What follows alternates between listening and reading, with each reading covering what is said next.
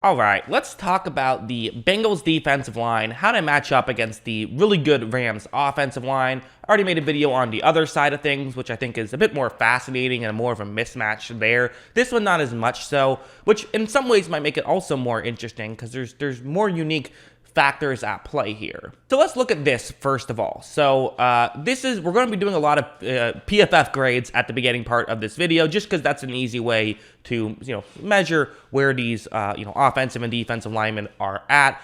You see that the Bengals pass rush ranked 21st in terms of PFF grades, and the run defense 23rd in terms of PFF grades. Meanwhile, the Rams pass blocking best in football, and the run blocking still good, top 10, but the worst top 10 right at number 10. Although I also want to mention, I'm more talking about the offensive line here, and these are grades as a whole. Like run defense is not just the defensive line, it's everyone involved. So just want to be clear about that. But anyways, let's look at the actual offensive and defensive linemen. First, for the Rams, the headliner is the 40-year-old Andrew Whitworth, who obviously played many years with the Bengals.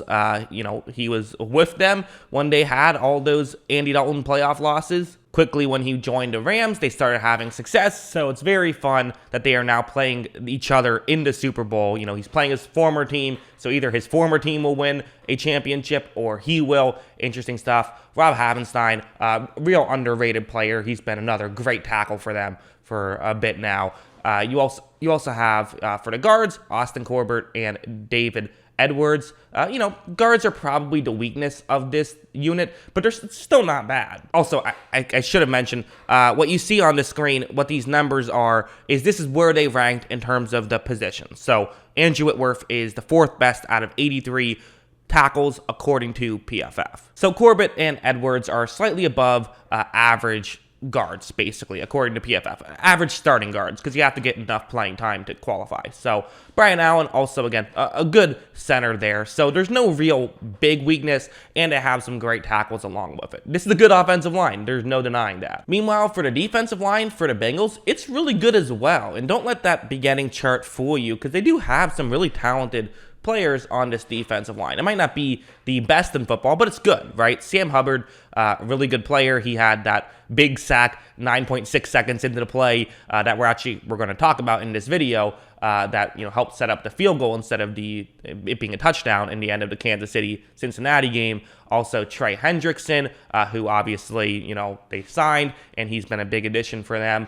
DJ Reader he's the headliner on the defensive line. Great player. And BJ Hill, who, listen, Larry Ogunjobi went down with injury, but BJ Hill's filled that role very nicely. So I'm not even sure if it's really a weakness here. Obviously, I'm just talking about the starters here. There are more players who will get playing time, but I think that we can get it, at least get a significant handle on it just talking about the starters for now. So let's get into some film, and I think one thing that is really fascinating to me and kind of maybe a bit interesting is the way that the Bengals attacked the Kansas City Chiefs. Is they only rushed 3 a decent amount in this one. And I don't know if they're going to continue to do this against the Rams because they might. I don't know. And it's interesting and something to look forward to. And they probably would, at least to some degree, drop 3 or rush 3 and drop 8 back into coverage. But the issue is, if you're going to do it, you have to be better at generating pressure with 3 than they were, because they went from, on average, you'll generate a pressure around like 2.5, 3 seconds into a play. But as you see on this one, this is going to be, a very long play where Mahomes is in the pocket. Mahomes starts to move, but he has time. It takes a 4th guy to eventually come over, Sam Hubbard, and he's the one who knocks the ball out there. So that wasn't a pass rusher. That was 9.6 seconds into the play. So if you're going to drop 8 back, you have to be able to generate some pressure. You can't let Matt Stafford sit there for 10 seconds. So again, that's obviously an anomaly for sure. It's not like that's happening all the time, but Mahomes was sacked 4 times in that game. His average time to get sacked was 9 seconds. So it was legitimately happening at times. I think something like this going over to the Rams offensive line really can just show off just how good this offensive line is. It's not fair that they're this good, but they're really good. So the way this play is going to work, it's what you call a stunt or a twist.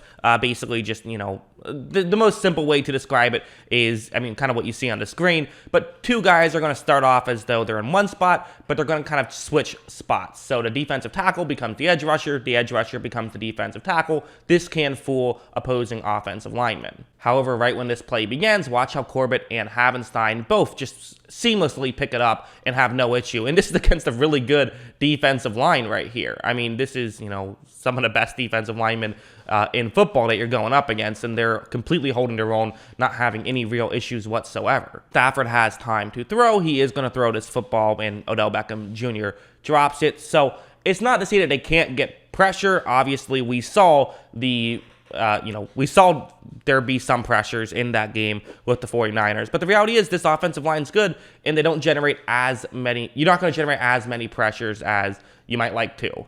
I also think a play like this is very important to talk about because you might be wondering, and I'm going to, I'll show you why I've highlighted Odell Beckham Jr. and Nick Bosa in a second.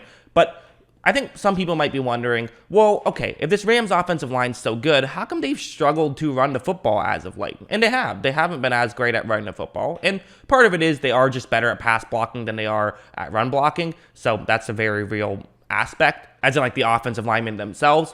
But also, it's a lot of times these other guys coming in not really doing too much. Sean McVay likes to have his wide receivers get into the blocking game. He kind of uses his wide receivers as tight ends. And quite frankly, for Odell Beckham Jr., it just hasn't been the best plan because he just hasn't been able to block too well. But also, in fairness, like you're literally just saying, hey, Odell Beckham Jr., can you block Nick Bosa for us? And he's going to say no. Look at him just get annihilated right there. You're losing yards. That's stupid. Don't do that, Sean McVay. Let's try to not have Odell Beckham Jr. be blocking Sam Hubbard in this game at all. Let's not have him go up against Trey Hendrickson one-on-one in a running game. But I don't think they will. And when it's offensive linemen blocking the Bengals defensive linemen, I do think it is advantage offensive linemen. I think that a good offensive line typically does beat a good defensive line. Typically, that is advantage offense. And I don't hate this Bengals defensive line whatsoever. They have some really good players, but this is advantage the Rams. I think it is. So, okay. Final chart here. This is every time I make a video, I add on to this chart. It's basically just, my overall ranking of how I evaluated each category in each video. So check out the other 3 videos if you want to see my reasonings there. But here I am giving a +3 to the Rams. The Rams are racking up some points here early on. I think there will be some opportunities for Cincinnati to make up some points there. But for now, yeah, +3 feels right for the Rams offensive line. It's not a dominant victory. I don't think it's a +5 or anything. Maybe you could argue me down to like a +2, but around there feels good. The Rams offensive line is an advantage over the Bengals defensive line. I think so. Not in the way that I think they'll have 10 seconds unless there is a dropping 3 back into coverage, but in the way that I think that it won't, massively hinder the Rams offense, although there is still potential for Trey Hendrickson to come in on a big play and, in a big spot and make a play. But do I see him consistently beating either of these Rams tackles? Not consistently. He'll get his. He's good, but just not consistently. But that's what I think. What do you guys think? Let me know in the comments below. What are your thoughts on all of this? Always love hearing from you. And of course, as always, thanks for watching.